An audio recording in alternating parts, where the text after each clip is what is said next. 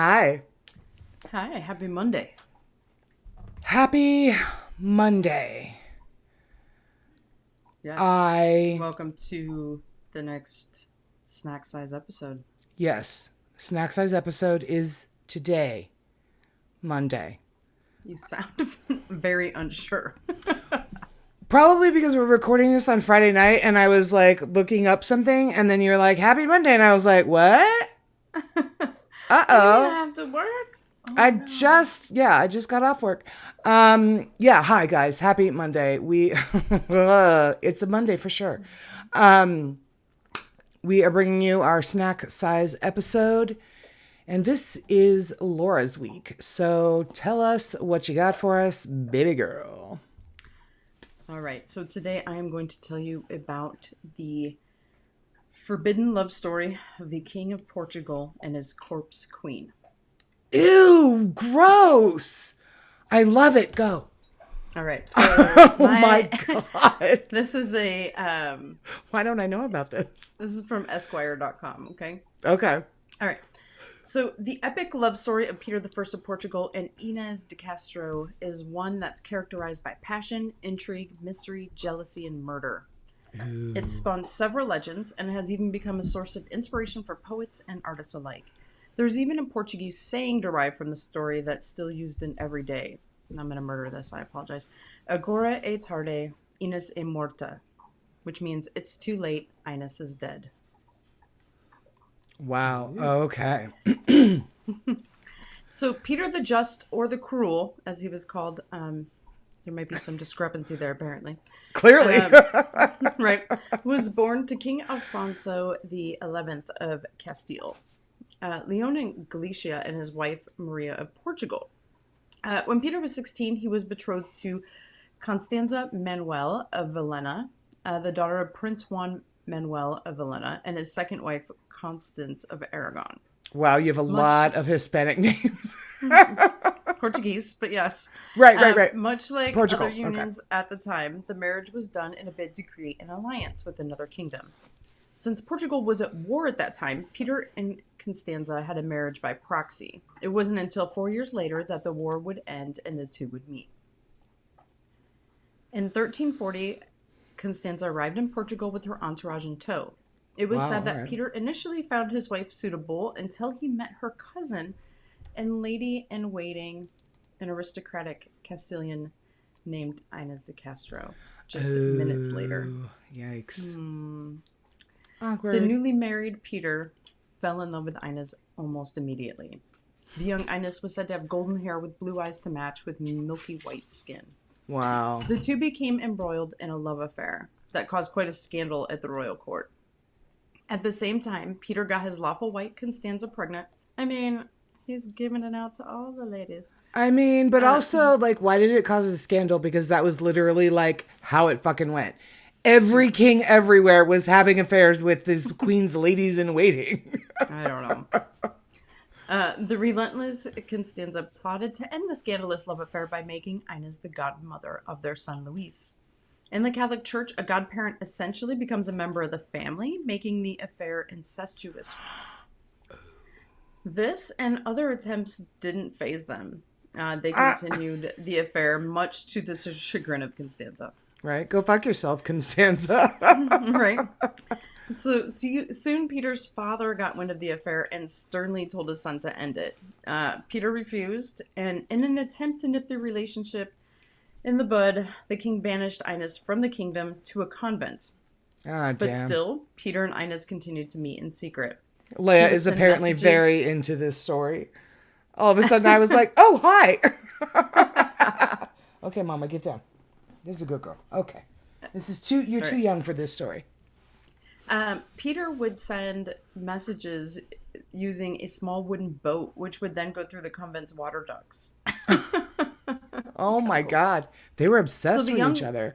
Right? The young lovers would also meet in the surrounding woods. In 1345, Constanza died weeks after giving birth to her third child with Peter. As if a huge burden was lifted, Peter went to the Santa Clara Palace in Cumbria to live with Inés as a married couple. They had 4 children in a span of 20 years. Wow. Alfonso, who died shortly after his birth, Beatrice, Countess of Albuquerque, John, Duke of Valencia de Campos, and Dennis, Lord of Cifuentes. So probably not New Mexico. Right. No. Okay. So, following a number of blissful years, Peter asked his father for permission to marry the love of his life. The king and the court, however, found the immoral affair more offensive than ever, as Inez's father and brothers had become powerful figures in Castile who were also involved in a plot to overthrow the government. Tisk, Jesus. tisk. Right? On January the 1st, 1354... We've got stuff. We can't be dealing with your fucking crazy marriage. Bigger problems. Yes. So they decided to marry in secret. And while they lived out their days in marital bliss, the royal advisors grew concerned over the crown due to the possibility of Inez's children usurping Constanza's, the throne's legitimate heirs. Oh. So for the next 12 months, Alfonso was fed these thoughts until he finally yielded and ordered the murder of Inez. That's his father, right? So, oh, shit. Yeah. While Peter was away on a hunting trip, the king traveled to Coimbra to assassinate Inez. When the time came, it was said that the king was so moved upon seeing his grandchildren that he had the order stopped. His persistent advisors convinced him otherwise, and he left the room saying, "Do whatever you want." The three assassins, Pero Coelho, Alvaro Gonçalves, and Diego Lopez Pacheco, stabbed her to death with their swords. Inez's corpse was quickly buried in the cemetery of the Santa Clara Church. When Peter learned of his beloved death, he declared war against his father. Where was he when she got murdered? He was out on a hunting trip. Oh. Yeah. So he was quickly defeated, unfortunately. But 2 years later, the king died and Peter ascended the throne anyway. So one of his first orders was a public execution of the assassins. Save for Lopez Pacheco, who managed to escape. So after being tortured, the two assassins that they did catch were maniacally executed by the ripping out of their hearts. One through his back and one through his chest. Peter later announced to the court that he had married Inez in secret. Though he had no proof, no one dared to contest the king after witnessing what just happened to the two assassins. Right. The original so fuck around and find out. Right. So the king demanded that Inez be recognized as the Queen of Portugal. Upon his orders, Inez's body was exhumed from her grave. The corpse was then dressed in royal robes and given a proper procession. According to the royal archivist of Portugal, he brought her corpse from the monastery of Santa Clara, where she had been laid, in the most exalted procession that could be arranged. She arrived in a procession with extremely correct protocol for the time, carried by great cavaliers, accompanied by gentlemen of noble birth, and many other people and ladies and damsels, and a great number of clergy. Whoa. Yeah, so he continued, by the side of the road stood many men with great candles in their hands, organized in such a way that wherever the corpse went, along the entire route, it traveled between lit candles. And thus they arrived at the aforesaid monastery, 17 leagues distant, where with many masses and great solemnity, her corpse was placed in that monument. And that was the grandest funeral procession which had been seen in Portugal as of that time. Holy shit. When the corpse arrived at the monastery, it was placed on a throne, anointed, and then crowned. All of the king's noblemen, as well as the clergy and peasants, lined up to bow and kiss the dead queen's hand. Inez was finally laid to rest at a tomb in Alcobaça Monastery, and when the king died, he was placed next to her.